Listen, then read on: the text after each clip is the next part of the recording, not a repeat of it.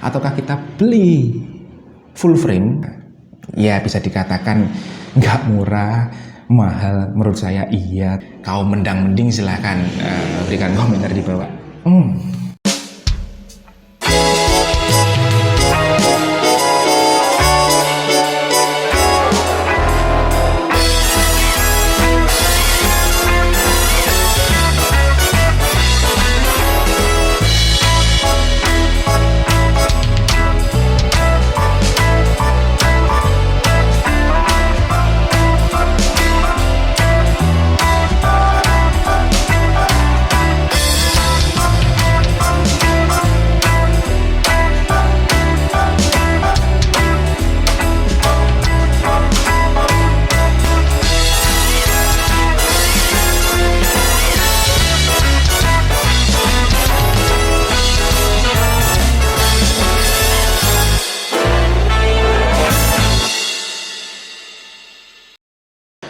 Assalamualaikum warahmatullahi wabarakatuh. Berjumpa kembali bersama kami di channel Rama Dirasut, channel yang membahas tentang seputar dunia fotografi maupun dunia videografi. Oke, pada kesempatan kali ini kita akan membahas tentang sebuah lensa. Ya, kembali lagi ke fotografi tapi juga bisa digunakan untuk di videografi juga. Kali ini kita akan membahas tentang sebuah lensa dari pihak ketiga, yaitu lensa dari produknya Sigma. Kenapa saya sebut pihak ketiga? Karena ada beberapa jenis produsen ya untuk memproduksi lensa. Yang pertama dari bawaannya dari kamera sendiri, misal dari Nikon, dari Canon, dari Sony, dari Fuji, mereka mengeluarkan lensa prime atau lensa fixnya sendiri. Kemudian juga ada lensa pihak ketiga yaitu dari Sigma, dari Tamron, lalu juga ada Yongnuo, juga ada dari lensa Mike, dan berbagai macam pilihan lensa lainnya. Oke, kita akan membahas lensa yang dari Sigma dulu ya. Dari lensa Sigma ini ada dua jenis ya. Ada dari lensa Sigma Art, ada juga lensa dari EXDC, jadi non art. Memang untuk harga yang art ini memang terpautnya jauh, sekalipun sama-sama 50 mili. Katakanlah untuk ukurannya 50 mili ya, yang satu pakai ada embel-embel tulisannya art, yang satu nggak pakai tulisan art, EXDC ya, itu harganya terpaut hampir separuh lebih. Katakanlah untuk harga yang full frame, kalau untuk jenis full frame itu biasanya untuk kodenya yang untuk art adalah DG, kalau untuk yang APS-C yaitu untuk kodenya yaitu DC. Kalau orang Jawa bilang untuk DG itu DGG nya gede untuk kamera full frame, kalau C nya itu cilik ya buat APS-C, ibaratnya begitu. Sedangkan kalau untuk yang lensa untuk EXDC ini memang nggak banyak pilihannya ya, termasuk yang 50 juga ada, yang 30 juga ada. Oke, di depan kita ini adalah sebuah lensa Sigma Art. Ada embel-embel artnya, pasti harganya lumayan mahal ya bagi saya.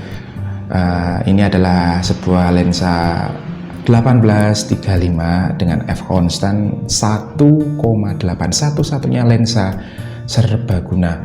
Mau dia untuk liputan 18, untuk ukuran lebar boleh, untuk potret di 35 dia tetap konstan di f 1,8, biasanya untuk potret ataupun untuk candid juga bisa, tergantung jarak kita untuk foto dengan objek yang akan dibidik.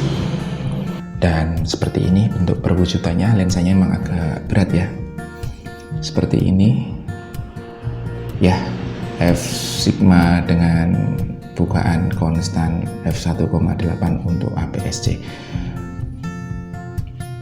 Oke, pada kesempatan kali ini kita akan mencoba lensa Sigma Art 1835 f1.8 ini dengan menggunakan sebuah kamera Nikon D3300, karena memang kamera ini belum punya motor body. Jadi semisal untuk kamera ini masih apabila dipasangkan dengan lensa dari Nikon yang misalkan AFD 50 mili 1,8, ini dia masih manual.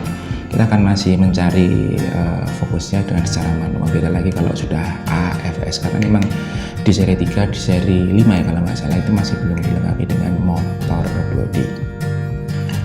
Kita buka, memang lensa ini memang cukup berat ya. Kita pasangkan ke Nikon D3300.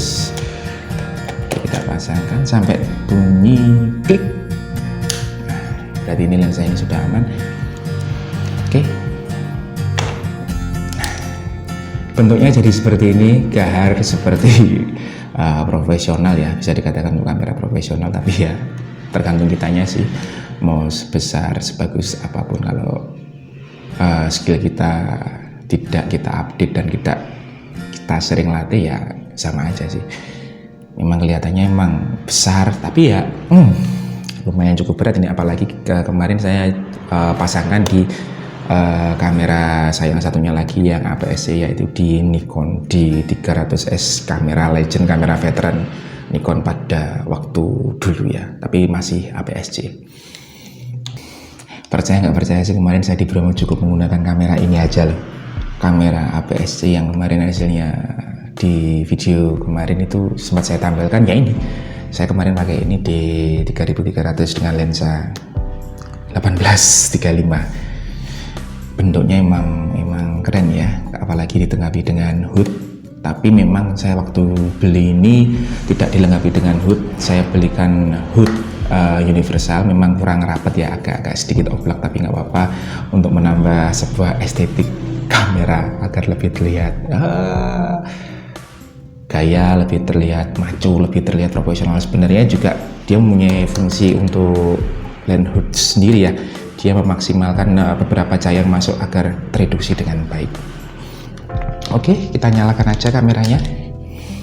Bisa lihat ya teman-teman di sini f-nya ini di f2,5, kita buka ke f1,8 di angka 18 ya, di angka 18 ini ya, ini. Sedangkan untuk ISO-nya seperti biasa di 400 sampai 200 lah. Untuk autofocusnya jago juga sih, apalagi kalau ditaruh di Nikon D300S itu AF-nya emang cukup luar biasa lah. Oke, kita coba ya. Padahal ruangan ini cenderung ruangan gelap, hanya ada tiga lampu, dan dia masih membaca untuk autofokusnya. Juara sih. Sedangkan kalau kita putar di 35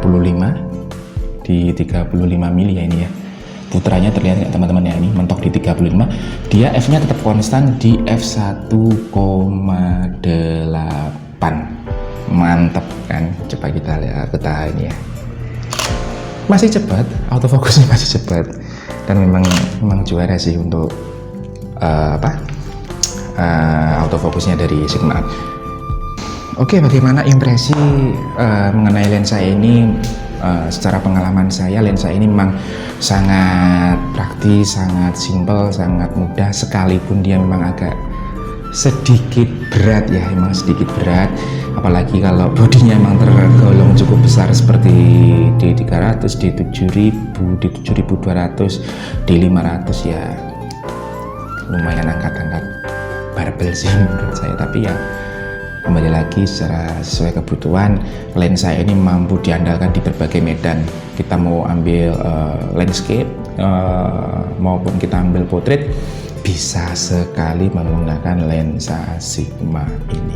Dan untuk pewarnaan, untuk coating dari Sigma itu sendiri memang dia cenderung agak lebih putih ya dibandingkan dengan lensa bawaan dari Nikon, apalagi kalau Nikon yang serial untuk AFS ataupun nano, dia memang untuk coatingnya sedikit kuning, sedikit kecoklatan. Tapi kalau untuk Sigma ini memang kayak semacam ada filter jadi putih gitu.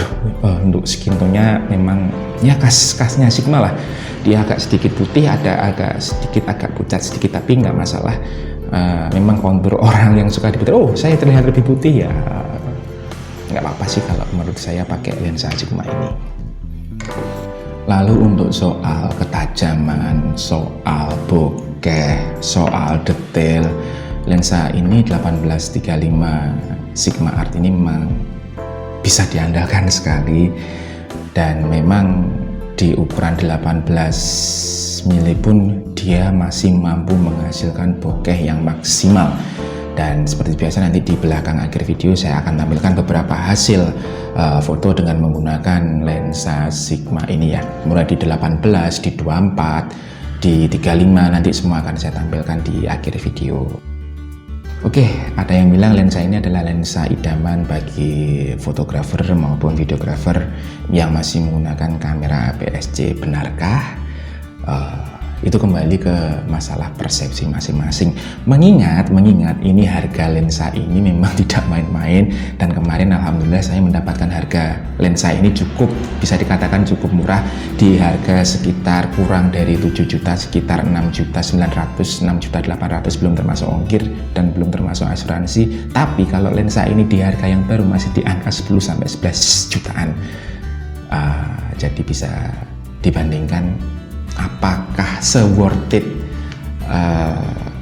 bangetkah lensa Sigma Art ini, apalagi dengan harga di range antara 7-8 jutaan kalian sudah bisa membeli loh sebuah kamera full frame dari Sony A7 Classic pun sudah dapat. Tapi ingat, hanya body only saja tanpa ada lensa.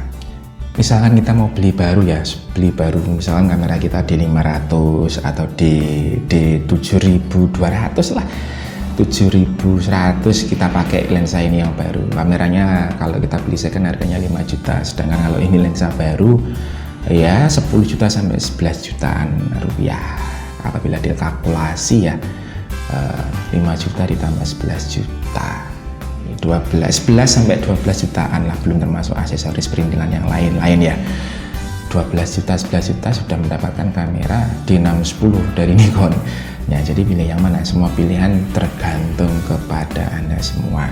Mengingat saya membutuhkan lensa ini untuk second opinion ketika saya menggunakan kamera APS-C, dan saya nggak mau ribet mau ganti lensa dengan bukaan konstan di f1,8 untuk mengejar bokeh ayo, untuk liputan oke, untuk potret pun juga oke.